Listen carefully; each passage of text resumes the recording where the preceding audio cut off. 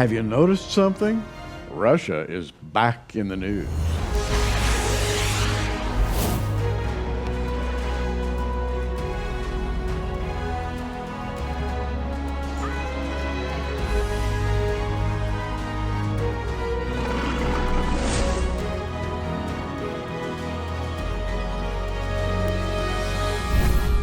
And here to talk about that fact and several others that are all affiliated with Russia and Bible prophecy is author, lecturer, pastor, Mark Hitchcock. Mark, welcome to Prophecy Watchers. Well, great. It's good to be with you. It's my first time to be with you guys, so it's a real privilege. Great to have you here. Thank you. And Mark, you have just completed a book, and it's called Russia Rising. Talk about something that's in the news. Russia had sort of slid back to the back pages of the newspaper for a number of years, but not lately. Suddenly, Russia is rising, as you say in the title of your book. Oh, no, that's right. I mean, I was watching someone not long ago in the news, and they said, Russia, Russia, Russia. Everything's about Russia. And of course, with the breakup of the Soviet Union back in the early 1990s, everybody thought that the Russian bear had gone into permanent hibernation. Russia had kind of gone into eclipse. And of course, we've seen a lot of aggression, with Georgia, with Crimea and the Ukraine. There have been a lot of aggression. All the hoopla around the elections, the presidential elections, and tampering with that. And so Russia's everywhere, and they really are extending their footprint throughout the Middle East and really attempting to do it throughout the world. Chapter 1 of your book is entitled, There's a Bear in the Woods. And that's kind of a fanciful way of symbolizing Russia, but it's biblical because there is a bear in Scripture. Well, there is. And what's so fascinating to me is about the Bible. To me, this is a great proof of the inspiration of the Bible. About over 2,500 years ago, the Jewish prophet Ezekiel writes about a group of nations that's going to attack Israel in the end time. And one of those nations that's mentioned is Russia. And here we are. Israel's back in their land since 1948. Almost 40% of the Jews in the world are there. And at the same time that's happening, Russia now is rising to become this great menace in the world. And I think this is a foreshadow or a setting of the stage of exactly what Ezekiel predicted so long ago. It's in the headlines, and yet Ezekiel talked about it so long ago. Now, there's nothing really new about taking the view that Ezekiel 38 is talking about Russia and an alliance of nations around Russia. But in the last few years, there have been diverging opinions about what Ezekiel 38 is really talking about. That's right. Like, are we really talking about Russia, or are we talking about maybe someplace else that people have misinterpreted as Russia? And in your studies, I'm sure you've gone back to the people who were writing in the 19th century and you quote many of the people who were writing at that time who just openly said, this is Russia. That's right. That's being mentioned in Ezekiel 38. Let's go into that a little bit. Well, I think that's important because a lot of people accuse people like myself and you and others who believe that Ezekiel 38 and 39 is about Russia. By the way, Persia is mentioned there too, which is Iran. So there's a lot of nations that are in the news today. But they accuse us of what's called newspaper exegesis, where we're just taking the news and then we take that to the Bible and find something that fits. Right. But I think when we go back and see that back, as you said, in the 19th century, there were people who were saying that Rosh here is Russia in Ezekiel 38. Well, they can't be accused of newspaper exegesis. That's true. Back in their day. For instance, Wilhelm Gesenius, one of the great Hebrew grammarians and scholars, in his lexicon says that Rosh here is undoubtedly the Russians, and goes on to give other description. That's in 1846 that he said that. Yeah. And Kyle and Delitzsch, two very well-known Old Testament scholars, they don't say that Rosh is Russia, but they say it is a proper name here. It's not just translated chief or prince or something like that, but it's a proper name. And Jameson, Fawcett, and Brown mention the idea that this is Russia. So there's a lot of writings from centuries past where people took this to be Russia. Now, I always hasten to add, that doesn't mean just because they said that it's true, but it does get rid of the argument that what we're engaging in today is some kind of newfangled view that's come along. It's a view that's been around a while. Yes. I'm holding a King James Bible right now, and Ezekiel 38:3 says, Thus saith the Lord God, behold, I am against thee, O Gog, the chief prince of Meshech and Tubal. And the idea of chief prince in the King James sort of obliterates some of the later translations of the Bible, which use the word Rosh. And let's talk about that for a minute, because in modern Hebrew, if you pick up a newspaper and read an article about Russia, Russia is called Rosh in Hebrew, Right. to this day. Right. So there's really ample ground to advance that idea. Well, there is, and again, there's this difference of opinion whether Rosh here is an adjective translated chief or head, or whether it's a proper name. Again, Kyle and Delitzsch, two great Old Testament scholars, two German scholars in the 19th century, they say that it should be translated as a proper name. The Septuagint, which is the early Greek translation of the Old Testament, translates Rosh as the word Ros, or Ros, which is a proper name. Another point that supports the idea here that Russia is involved in this invasion in Ezekiel 38 and 39 is just the geography that's mentioned in the passage. 3 times in Ezekiel 38 and 39, it says that this invading force, at least part of it, comes from the farthest parts, or some translations say the remotest parts of the north. And Ezekiel 38 says that Israel is the navel of the earth, or the center of the earth. So you go north and draw a line from there, and you go to Russia. Yes, you do. So you have the word Rosh that's mentioned here.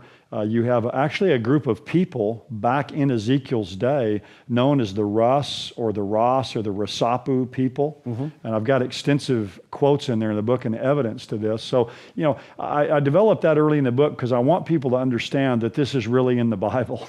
This isn't just something we're making up. We want to establish that. And then we get on to a lot of the other issues at hand. But I think it's an important one to establish at the beginning. Now, one of the things you do in this book that I really like is you flesh out the personality of Vladimir Putin. A lot of people almost like the guy. That is to say, he smiles a lot and he seems charming. And of course, people are trying now to confabulate the Russian government and the United States government for political reasons, and there's a lot of contemplation of what's really going on behind the scenes. And meanwhile, Vladimir just smiles. Sure. Every time you see him, he's smiling. Oh, yeah. And you call him maybe the richest man on the face of the earth. No, that's right. It's interesting. He's worth somewhere between $70 and $200 billion. Bill Gates is worth $80 billion. So if Vladimir Putin's worth $70 billion, he's the second wealthiest man in the world. If he's worth $200 billion, he's worth almost 3 times what the second wealthiest man would be in the world. So he has enriched himself in unbelievable ways off of the Russian people and the Russian government, and really just centralized power in himself. So I call him in the book the rising czar, because basically we're back to czarist Russia. He's the one who's in control, and he's a former KGB agent. And really their goal there, his goal, is to destroy Europe. He wants to divide up NATO and basically just expand Russian influence throughout the world. And right now he's doing a pretty good job on all fronts. Yeah, you point out that he's been engaged in a military buildup behind the scenes. Oh, yes. And people don't know about these things. Well, yeah, what's interesting, I'd read just the other day, Sweden is so concerned about Russia's military buildup. Sweden has increased its own military budget and instituted conscription, or a draft. Now that's in Sweden. This is one of the amazing. Most peaceful places in the world. And they're ratcheting up their budget on military and instituting a draft because they see the rise of what's happening there in Russia. And whenever the Swedes get alarmed about something, that something's going on. Of course, they're right there in the neighborhood. They are in the neighborhood. It's not too far away. And now that we're talking about Russia and military buildup, Ezekiel 38 really talks about a military movement. In other words, it's all about an invasion. Right. And let's talk about the invading forces for a minute, because you spend quite a bit of time on that. Well, that's right. When you read Ezekiel 38, verses 1 through 6, there are 10 names there, 10 proper names. And the first one is Gog. This is often called the prophecy of Gog and Magog. Gog is the leader of this invasion. I call him you have the commander and then kind of the coalition. Yeah. The commander is Gog because it says he's of the land of Magog, and he's addressed several times. So obviously he's a person. We don't know who Gog is at the time, but he's of the land of Magog, and he's the prince of Rosh. We have Meshach, Tubal, so on. My understanding of this is that Magog, I would say, is the underbelly of the old Soviet Union and nations in Central Asia. And about 60 million Muslims live there. It's the ancient land of the ancient Scythians. The land of Rosh, I believe, is Russia. Now, Meshach and Tubal were often considered Moscow and Tobolsk. But I think they're better identified in modern-day Turkey, and I give the reasoning for that in the book. I think that's fairly obvious nowadays. Gomer was Germany. I think Gomer is the ancient Sumerians that were in Turkey. Togarma or Beth Togarma, I think, is in Turkey. So 4 of the nations mentioned here are from modern-day Turkey, which their president, their Erdogan, is taking them rapidly back to their Islamist roots. Yeah, and speaking of Erdogan, this man is evil. I've been reading about him. And he wants nothing more or less than to have his chunk of he wants the old caliphate to sweep across and take Israel. Right. So he would be a very strong player. Now, let me ask you this. There are a lot of people are saying today that the prophecy of Gog, land of Magog, is Turkey and not Russia. Speak to that for a minute, because you do include Turkey in your overview. Well, actually, that's part of the Islamic view, really, of Yajuj and Majuj in the Quran. They take this to be really a reference to Turkey, which is interesting. But, to me, when you look at the nation of Rosh that's mentioned here, that name that's mentioned, again, a people that existed back then, the Ras, the Rasapu, that were in there around north of the Black Sea, in the area of southern Russia today. Again, and you go back and you look at people like Gesenius in the 1800s that identified this as Russia. Some people even identify Magog as Russia. There are a lot of current scholars who do, and I mention a lot of them in the book as well. Yeah. But again, whether you take Magog as Russia or Rosh as Russia or both, this geographical notation of the remotest parts of the north, I think, really kind of cinches the deal that it's Russia, because certainly Turkey is north of Israel, but Russia is the farthest north, or the remotest north from Israel. So I think they're clearly involved in this. I did an exercise on a globe many years ago, and that if you just trace a longitude from Jerusalem straight to the North Pole, you go within, I think, 25, 30 miles of Moscow. Right. It's just right on the same longitude as Israel. So it would be the uttermost parts of the north. But I have Turkey here involved. So 4 of the 10 names here, I believe, are related to Turkey. You've got Persia mentioned in Ezekiel 38:5, which that was just changed in March of 1935 from Persia to Iran. And now it's the Islamic Republic of Iran. You have Ethiopia mentioned here, which actually is Cush, which was the ancient nation south of Egypt, which is the modern-day Sudan, which North Sudan now is an Islamic nation. Then you have Libya mentioned, which was the nation just to the west of ancient Egypt. And of course, Libya has fallen into all kinds of disarray. Actually, in the book, I have several quotations in there, a lot of information about Russia and what they're doing there in Libya, promoting a strong man there that they kind of have a lot of influence with. So when you put all of this together, you see that this is Russia and a group of Islamic nations that hate Israel, that surround Israel, that would love nothing more than to come in and to drive the Jewish people into the sea. Wow. The thing I love about your book, and I'm serious about this is my personal copy right here, and if you'll notice along the edge, I've got these little yellow sticky tabs, which I always put in the books that I read, so I can go back and quickly look at what I consider to be key passages. The thing you've achieved, and I love it when people do this, is you've made all of these points you're talking about very easy to follow. You've made your case clearly without obfuscation, and congratulations on that, because this can be a very complicated topic, and it's been mused about and maundered over for a long time now, and it needs some clarity, and I've got to tell you, you've brought clarity to it. Well, I appreciate that, but one of the things I want to do is, whether someone reads the book and agrees with me or not, I just want them to understand that the case can be made, and then they need to read the book and read the evidence and see if I've made the case. And if they have a different case that they can make and want to look at, then that's fine. But I guess over the years I've gotten weary of people saying, well, this whole thing about Russia, people are just making this up. We're really not making it up. There's evidence for that. But again, if someone doesn't agree with that, that's fine. They can weigh the evidence and make a decision for themselves. Dropping down to verse 8 in Ezekiel 38, it says, after many days thou shalt be visited in the latter years. Thou shalt come into the land that is brought back from the sword. That's right. Now, this prophecy is timed and dated as happening in the latter years or latter days. And are we living in the latter days? Well, we are. We're in the latter days right now, or the last days of the church age. I think the latter years or latter days here is the latter years for the nation of Israel. So I believe one of these days the rapture will take place and will end the last days of the church. And then I believe the latter years or the last days for Israel then will begin during the tribulation period on into the millennial kingdom, the millennial reign of Christ. So I believe this is looking at a time, the view I take is this will happen after the rapture, is when these events will take place, when the latter years for Israel begin during their time of tribulation. The book is worth it, folks, if you just go to page 144. I'll just tell you this. It has a prophetic checklist.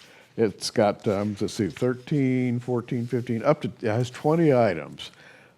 It's worth the price of the book to get the prophetic checklist. And I'm giving away a little secret here. But it's clear. You've made it really clear. And I like the book for that reason.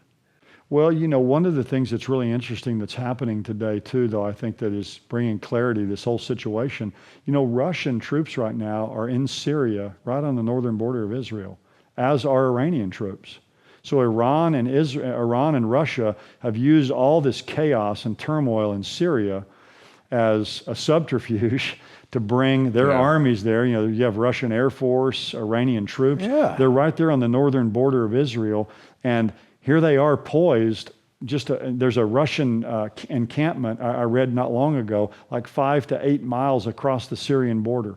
And of course, all this chaos with ISIS, I don't see ISIS myself as fulfilling a prophecy, specific prophecy, but I see them again as part of the stage setting of just creating this chaos. And so Russia and Iran are coming in to bolster the brutal Assad regime in Syria, but there they are right on Israel's northern border and really poised at some point when the time is right to fulfill these prophecies that were written over 2,500 years ago. Well, you gave me a lead into another book you've written. It's called ISIS, Iran, and Israel.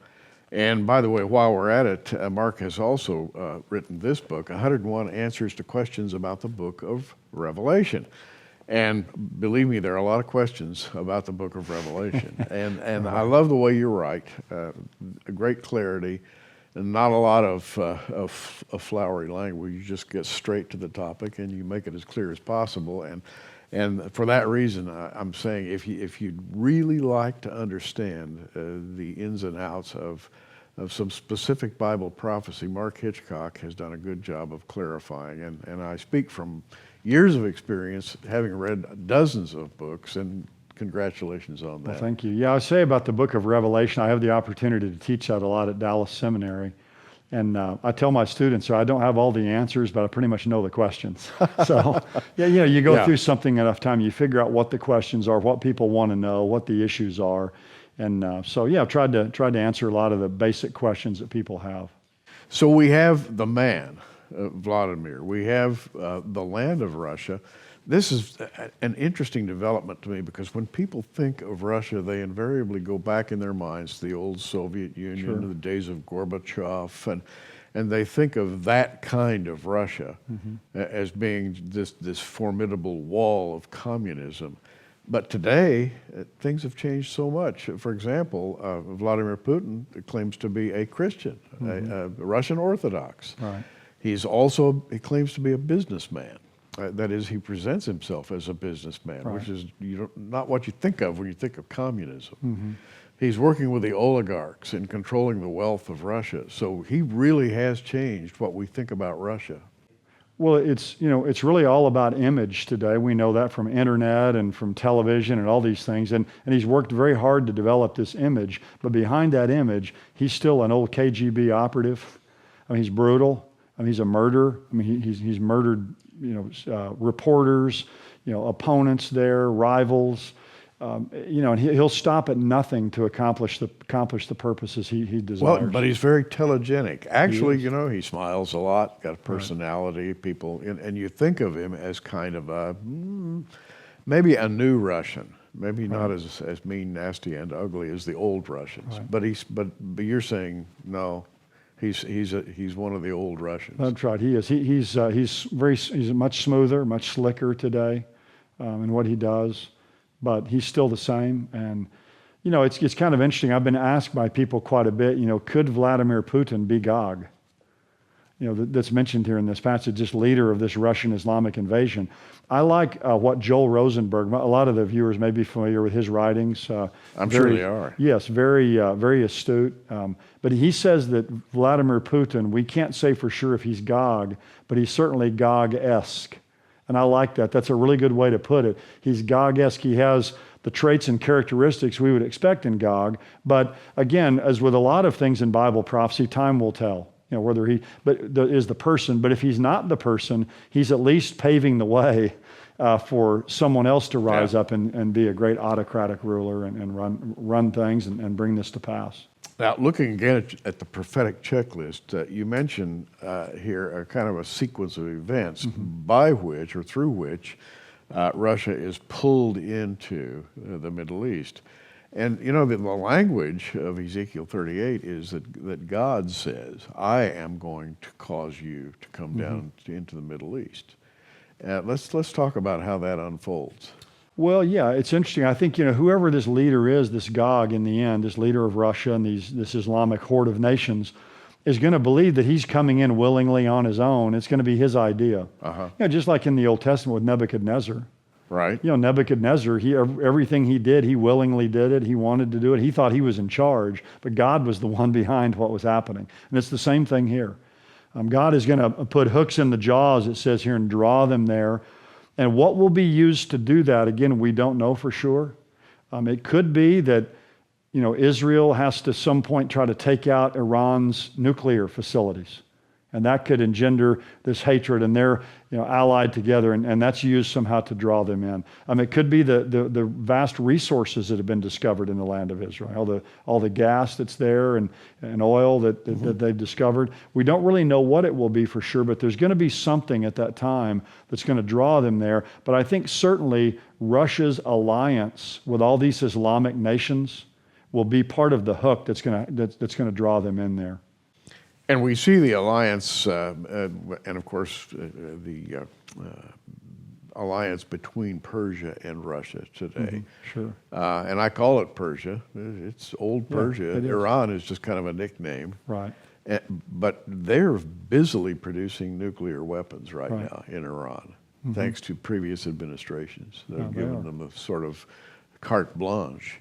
And so you have sort of a nuclear axis between today's, and the Russians have, some say maybe the largest stockpile of active nuclear weapons in the world. Yes. So between Persia and Russia, it's horrible.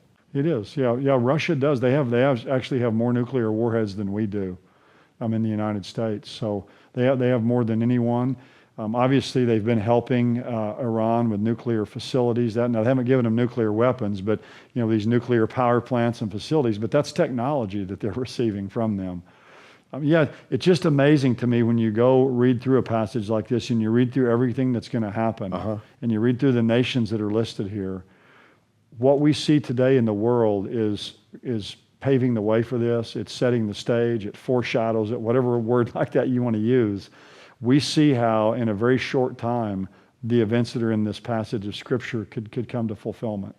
Now, we've barely touched the actual Scriptures, and we're talking about Ezekiel 38 and 39 here, which have been the subject of I don't know how many books over the years. But Russia Rising by Mark Hitchcock, in my opinion, brings it all together. If you want a good, clear read on the subject that integrates economics, finance, international politics, the events that are coming about today that you're seeing on television, including our current presidency, the relationship between our current president, Donald Trump, and Russia has been in the papers for months. It has been. And that can't be any accident, right? Well, no, that's true. And part of the problem for all of us just watching this again is this whole idea of fake news. Yeah, it's hard to know what's real anymore and what's true. But the fact that Russia is rising and the bear has come storming out of hibernation and is in the news everywhere today, that's an undeniable fact. And I think it has significance for biblical prophecy. And the subtitle of the book that I've written is called Tracking the Bear in Bible Prophecy. And when we track the bear in Bible prophecy, we realize the footprints of the bear ultimately lead right into the land of Israel. Well, let me just present this book to you. Of course, it's in our Prophecy Watchers online bookstore. Go to prophecywatchers.com, just click the online bookstore, and scroll down, and you'll find Mark Hitchcock's name and his books, and this package of 3 books, Russia Rising, ISIS, Iran, and Israel, and this one about Revelation, 101 questions. 101 answers to questions about the book of Revelation. We're putting this together, calling it the Russia and Revelation package. And for your gift of $50 to Prophecy Watchers, we'll send this to you.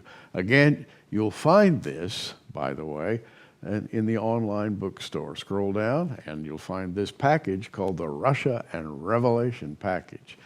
And I would urge you, if you want to know about Russia and what's behind the news today, I think Mark has nailed it, quite frankly. In the midst of a lot of controversy and maybe argumentation about what's going on, he just kind of shoots right through to the main subject, and I appreciate the book. Well, thanks a lot. It's great to be here with you, and I appreciate you giving me the opportunity to come here and talk about it, and we'll have to do this again before long. We will. 30 minutes goes by like that. Yeah. We really haven't had a chance to talk much about subject matter, except to say that I think Mark has a very clear picture laid out in terms of what's actually in Scripture. And by the way, just check out our online bookstore. You're going to find Mark Hitchcock's name and a list of the books that he's written. And he's a good writer. Take it from me. I love a book that you can read and it makes a lot of sense and it doesn't take you off into places that you didn't want to go. So you've done it. Amen. Well, thank you. I appreciate that. It's kind. Mark Hitchcock, thanks for coming by Prophecy Watchers. We appreciate it. Thank you. You'll have to come again. I'm sure you're going to be watching current events. Oh, yes. Like a hawk. Well, that's right. And I think, with Russia, they're just really beginning to emerge, I think. We're going to see this accelerate more and more, I think, as the days go by. And maybe exponentially. That's right, maybe exponentially. And that gives us hope that the rapture could be at any time. We do believe that. We're watching. And in fact, we always close this broadcast, Mark. And by the way, come again and talk to us. We haven't had nearly enough time. We'll do it. Hey, keep watching.